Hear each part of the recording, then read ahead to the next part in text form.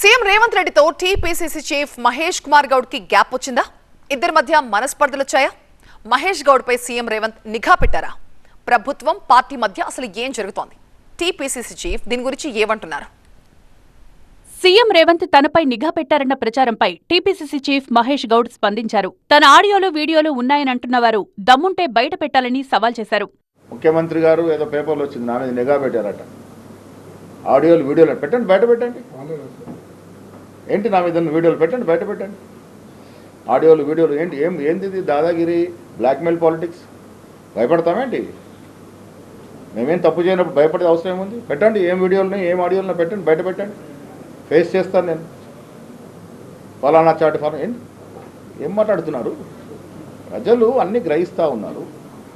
ఇలాంటి cheap tactics ఉపయోగించి ఎవరినన్నా ఇమేజ్ని టార్నిష్ చేస్తామంటే ప్రజలతో వచ్చిన ఇమేజ్ మాది.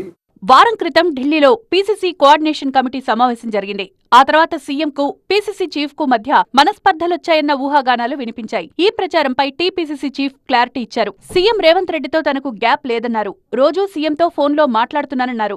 ముఖ్యమంత్రి గారు గవర్నర్ నడుపుతున్నారు, మేము పార్టీ నడుపుతాను, సయోధ్యతో ముందుకు తీసుకెళ్తా ఉన్నాం. కొందరు హైట్ పై కూడా విమర్శలు చేస్తున్నారని మండిపడ్డారు మహేష్ గౌడ్.